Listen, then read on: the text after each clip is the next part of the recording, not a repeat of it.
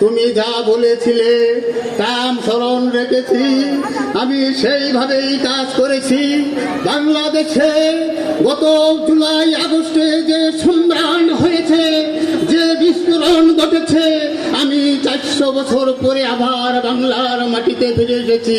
সেনাপতি, আপনি কোথায়? এতদিন পরে ক্ষমতায় ইসলাম, দেশে এত বিশৃঙ্খলা কেন? ওজির সাহেব কোথায় ডেকে আনুন? কি ওজির সাহেব? যেদিন থেকে ক্ষমতায় বসেছি সেদিন থেকে একটি নয় থেকে 200-250 আন্দোলন ফেস করতে হয়েছে আমাকে।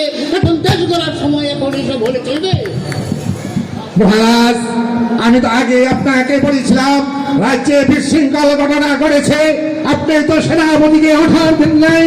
এখন এই রাজ্য থেকে অত্যাচার নির্বিচারে সবাই যারা রাজ্য পরিচালনা করতেছে তাদেরকে এই রাজ্য থেকে, এই বাংলাদেশ থেকে বিতাড়িত করতে হবে। কথা আমি শুনতে চাই না। জুনের ভিতরে নির্বাচন হবে, এর আগে দেশকে আমি শান্তিপূর্ণ ব্যবস্থায় দেখতে চাই। আপনি আদেশ করুন জনাব।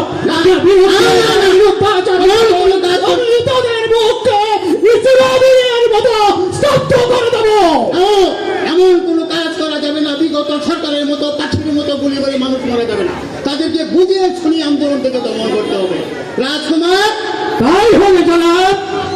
রাজকুমার, শুনছি করেছেন পিতা, তুমি নাকি আমার রাজ্য গ্রহণ করার পরে কিছু ঘটনা ঘটাচ্ছ, চাঁদাবাজি শুরু করেছ। এগুলো আমি বরদাস্ত করবো না। কি করবো পিতা? আপনি যে আদেশ আমাকে দিবেন আমি সেই আদেশই আপনার আমার মাথা আপনাদের গ্রহণ করবো। ঠিক আছে, এখন থেকে সবাই ভালো হয়ে চলবে। ঠিক আছে পিতা। আর এই অনুষ্ঠান করার জন্য ফুলপুর উপজেলা নির্বাহী কর্মকর্তাকে আমাদের টিমের পক্ষ থেকে ধন্যবাদ জানিয়ে আমার বক্তব্য শেষ করছি। খুদা হাফেজ।